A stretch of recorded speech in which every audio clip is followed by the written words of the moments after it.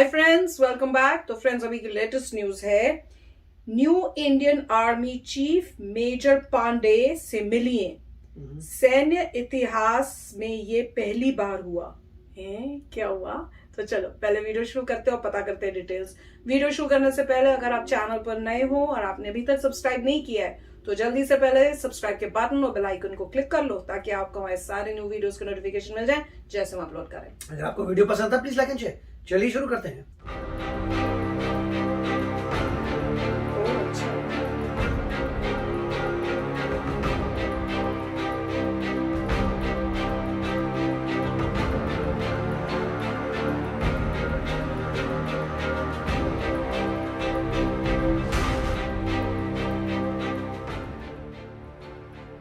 Army में उप प्रमुख लेफ्टिनेंट जनरल मनोज पांडे को अब एक नई जिम्मेदारी दी गई है। वो थल सेना के नए प्रमुख होंगे। ये पहले ऐसे आर्मी चीफ हैं जो इंजीनियरिंग कोर्स से आते हैं और यही बात इन्हें खास बनाती है। केंद्र सरकार ने इनकी नियुक्ति को हरी झंडी दे दी है और आगामी 30 अप्रैल को लेफ्टिनेंट जनरल मनोज पांडे को भारतीय सेना की कमान सौंप दी जाएगी। मनोज पांडे देश के पहले इंजीनियर होंगे जिन्हें सेना प्रमुख की कमान सौंपी जाएगी। आपको बता दें कि मौजूदा सेना प्रमुख मनोज मुकुंद नरवणे इस महीने के आखिरी में रिटायर हो रहे हैं। मनोज मुकुंद नरवणे के बाद लेफ्टिनेंट जनरल मनोज पांडे ही सेना में सबसे वरिष्ठ अधिकारी हैं। जनरल नरवणे को चीफ ऑफ डिफेंस स्टाफ पद की रेस में सबसे आगे माना जा रहा है और कहा जा रहा है कि इनके रिटायर होने के बाद इन्हें सीडीएस बनाया जा सकता है। वहीं अब इनकी जगह पर नए थल सेना प्रमुख जो हैं वो होंगे लेफ्टिनेंट जनरल मनोज पांडे।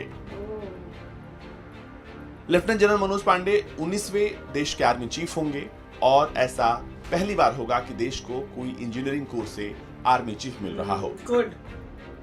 आइए अब जानते हैं लेफ्टिनेंट जनरल मनोज पांडे के बारे में विस्तार से, कब उन्होंने सेना ज्वाइन की और कब कब कहां तैनात रहे। जनरल पांडे को दिसंबर 1982 में कोर ऑफ इंजीनियर्स यानी द बॉम्बे सैपर्स में नियुक्ति मिली थी। वो स्टाफ कॉलेज कैम्ब्रली ब्रिटेन से ग्रेजुएट हैं। उन्होंने आर्मी वॉर कॉलेज महू और दिल्ली में नेशनल डिफेंस कॉलेज में हायर कमांड कोर्स में हिस्सा लिया। देश के लिए अपनी 39 सालों की विशिष्ट सेवा के दौरान पांडे ने ऑपरेशन विजय और ऑपरेशन पराक्रम में सक्रिय रूप से भाग लिया था। लेफ्टिनेंट जनरल पांडे ने 1 जून को पूर्वी सेना कमान के नए कमांडर यानी general officer commanding in chief के रूप में कार्यभार संभाला था। ये कमान पूर्वोत्तर राज्यों सिक्किम और अरुणाचल प्रदेश क्षेत्र में चीन के साथ एलएसी की रक्षा के लिए तैनात थे। इसका मुख्यालय कोलकाता में है।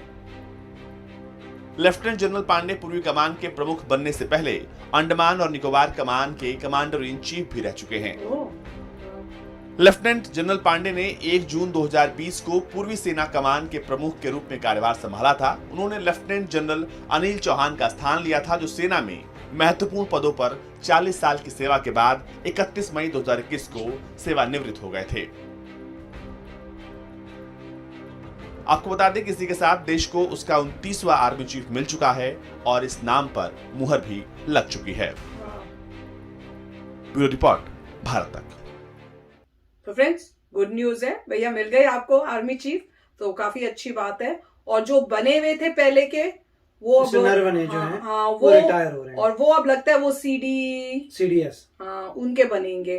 तो वो कमाल की बात है कि उनको इस पोजीशन में कर देंगे क्योंकि वो रिटायरमेंट की एज के हैं और उनके पास एक्सपीरियंस इतना है। तो वो भी अच्छा अपना जो है उस एरिया में, उस डिपार्टमेंट में सारे जो तीनों हैं डिफेंस के, उनको इंटीग्रेट करके काम करने का उनको बहुत अच्छा एक्सपीरियंस होगा। और इनको बनाया है अब आर्मी का चीफ। मतलब प्रोसेस थोड़ा डिफरेंट है क्योंकि वो सीधा बोल सकते थे कि मिस्टर नरवणे रिटायर नहीं होंगे, क्योंकि रिटायर का मतलब होता है आपने आर्म्ड सर्विस छोड़ दी। हाँ, तो रिटायरमेंट से पहले ही कर देंगे ना शायद, फिर अगर वही तो मतलब नॉर्मली अगर आप दूसरी कंट्रीज में देखें तो ऐसा कॉन्सेप्ट नहीं होता कि आप रिटायर होते हैं।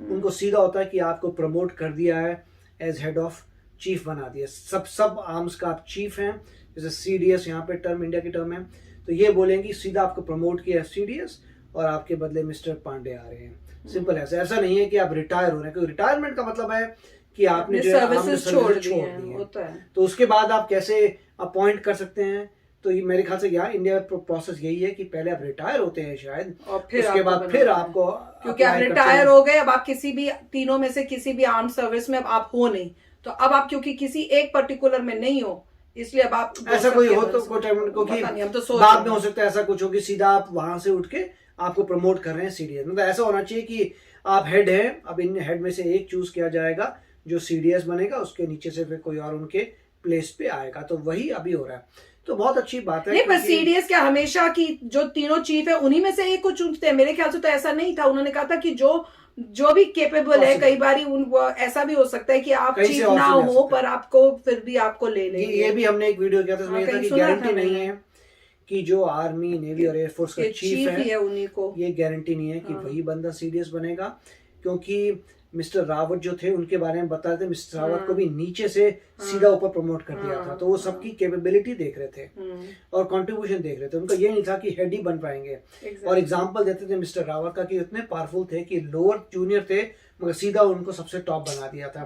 तो यहाँ पर भी यही होगा, मेरे को लगा, अभी एग्जैक्टली पता नहीं है, मगर इनका कहना तो यही है कि मिस्टर नरवणे जो है रिटायर करेंगे, फिर सीडीएस में जाएंगे, या फिर गवर्नमेंट ने ऑलरेडी कुछ सोच लिया होगा कि ये भाई साहब हैं मिस्टर नरवणे, हो सकता है रिटायर हो जाएं, फिर सडनली आपको कोई सरप्राइज न्यूज आएगी कि ये जो है टॉप में जा रहे हैं। और क्योंकि अगर पहले से बताएं तो लोग जो है आपस में पॉलिटिक्स करेंगे, तो हो सकता है बहुत ही इंटरनल मैटर हो, किसी को पता नहीं चलेगा। मुझे तो लग रहा है कि नरवणे जी ही बनेंगे, पॉसिबल है, लोगों का सोचना तो यही है। सीनियोरिटी में भी होंगे, पर ये इनको तो अभी बनाया है, तो अभी यहीं से फिर आगे करना शायद मेरे को सीनियोरिटी वाली बात नहीं है, उनको वो बंदा चाहिए जो केपेबल हो, क्योंकि आज की गवर्नमेंट ये नहीं देखती सीनियोरिटी, वो देखती है कि कितनी कैपेबिलिटी किस में है, कौन वे डिजर्विंग है कैंडिडेट जो काम ये ठीक कर सकता है, बिल्कुल वही है, वो बेस्ट है। क्योंकि अभी भी देखो जो अभी इन्होंने चीफ चुना है, जनरली कभी भी वो कह रहे ही इज द फर्स्ट जो,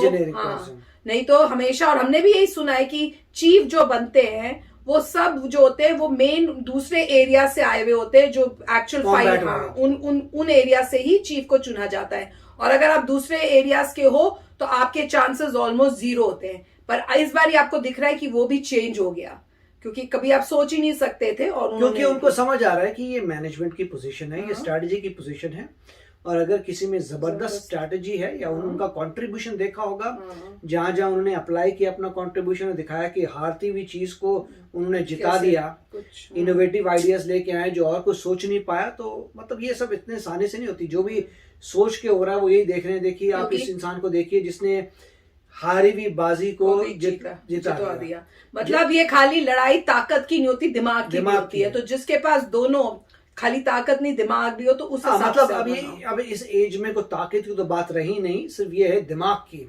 कौन सा बंदा स्ट्रेटेजिकली सोच सकता है कि कैसे जीतेंगे, क्योंकि अब इसमें ऐसा तो नहीं है कि सोल्जर तो लड़ेगा, मगर सीनियर पोजीशन में जो लोग हैं वो सिर्फ स्ट्रेटेजी बना रहे हैं, और उनका खुद का एक्सपीरियंस भी होना चाहिए कि अपने टाइम में लड़े थे, जिससे आपको एक्सपीरियंस हो, फिर आप सोच समझ के बनाए, तो काफी अच्छा प्लेयर। तो उनको तो बड़ी कांग्रेचुलेशंस भाई हम सब की तरफ से, सब इंडियंस की तरफ से, ठीक है ना। तो चलो चलते हैं, मिलेंगे नेक्स्ट वीडियो में बहुत ही जल्द। Till then take care and bye bye. तो अगर आप मेरे इस चैनल पे नए हो तो जल्दी से सब्सक्राइब के बटन को हिट करो और बेल आइकन को क्लिक करो, ताकि आपको मेरा जब नया वीडियो मैं लगाऊं आपको उसके बारे में जल्दी से पता चल जाए।